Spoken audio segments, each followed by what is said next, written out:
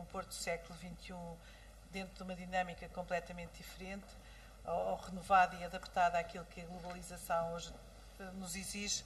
Acho que agora, passando aqui às questões, e já há uma pessoa inscrita. Rui Milhomens, Instituto de Transporte Ferroviário. Eu queria perguntar ao Sr. Administrador da Ferpinta porque é que há aquela diferença da utilização de transporte ferroviário nas importações e nas exportações, que é que há uma taxa tão diferente com isso. Não me apercebi que a tivesse comentado. A outra pergunta tem a ver com estas tais das plataformas logísticas. Eu tenho que dizer, para compreender a minha pergunta, que muito apreciei a sua exposição, porque remete a questão da logística como uma operação essencial na rentabilidade nas empresas industriais.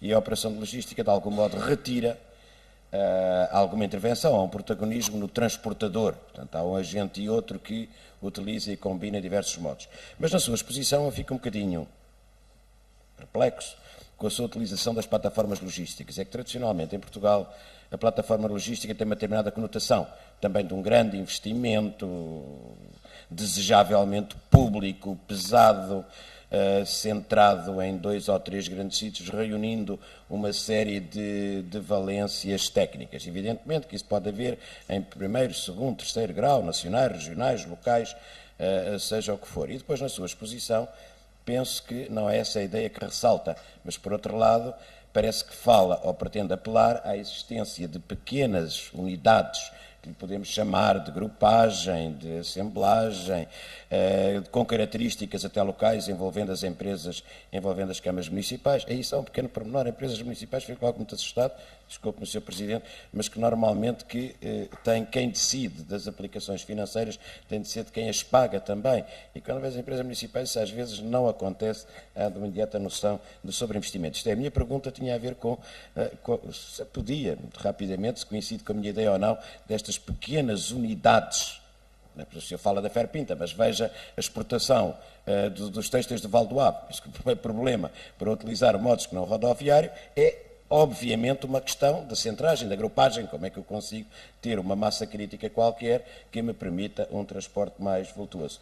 E depois uma pequena nota, um pormenor, que é, já agora não diga CP, quando põe ali os operadores e quando fala de transporte ferroviário não diga CP, o transporte ferroviário de mercadoria está liberalizado, portanto vamos falar de operadores ferroviários. Desculpe-me, Gracinha, mas fiquei também muito satisfeito com a visão que tem destas questões, que é rara nestes tipos de colóquios, porque normalmente não trazem os operadores, os agentes industriais. E, como bem disse, as infraestruturas públicas, nomeadamente, têm que servir aos agentes económicos e não elas próprias, que não são um fim em si. Muito obrigado.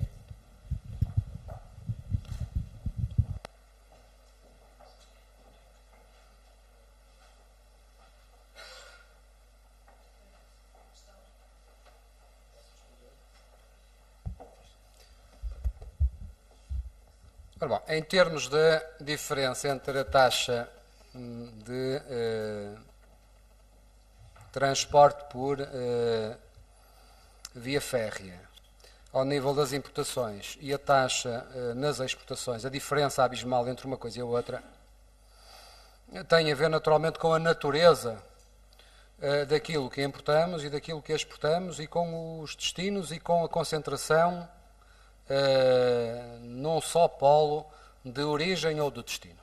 Quando estamos a falar das importações, eu referi que as importações que víamos ali e que eu designava por via terrestre e que eram fundamentalmente mercadorias ou matérias-primas, neste caso, transportadas por via férrea, é porque estamos a falar da importação de grandes quantidades procedentes de uma unidade siderúrgica para um único cliente. E, portanto, estamos facilmente, eu consigo obter, neste caso, um custo de transporte por caminho de ferro mais económico do que a via marítima e depois vamos lá saber porquê. Relativamente às exportações, também referi que 50% da nossa produção é exportada. Só que é exportada em quantidades menores e pulverizada por um grande número de clientes.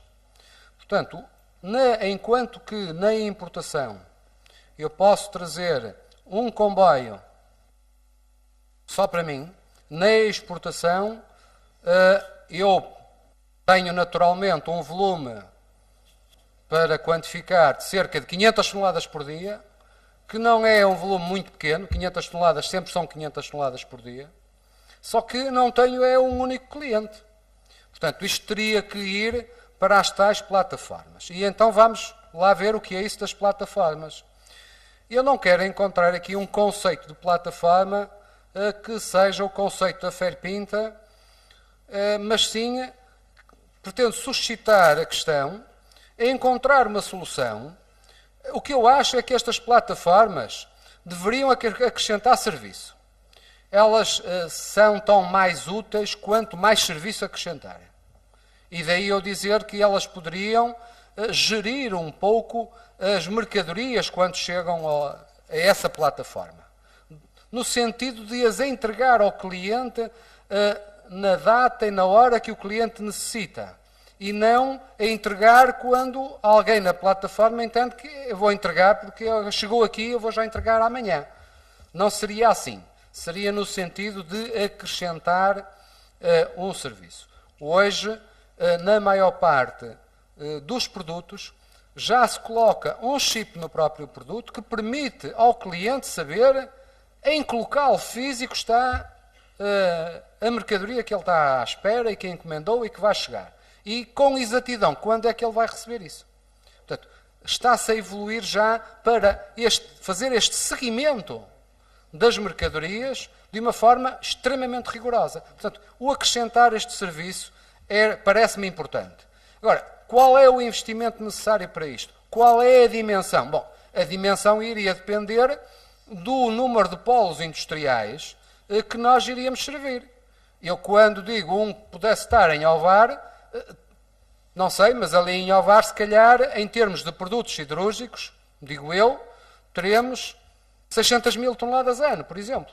Penso que 600 mil toneladas ano, se calhar, justificaria ali um polo. Mas se calhar temos mais, eu estou a falar 600 mil, não conheço o número, seriam estudos que teriam que ser feitos. Se calhar justificava. Agora, vamos dizer, em Viseu, tinha que se fazer um estudo das empresas que estão lá instaladas e se era possível ou não ter lá. O esclarecimento era esse. Portanto, em termos da massa crítica, seria a estudar e a avaliar. Depois peço desculpa, digamos, da CP, não é? Mas isso eu tive o cuidado de, logo no início, evidenciar a ignorância em muitas das matérias. Portanto, sei que tenho conhecimento de que hoje existem várias empresas. Na dúvida se havia de pôr REFER, se havia de pôr CP, se o que é que havia de pôr, devia pôr operadores, naturalmente, ferroviários. Peço desculpa pelo lapso, mas não foi intencionalmente de agora privilegiar. Mas a CP, que, enfim, tem o ónus do histórico, não é? Sim, sim, com certeza.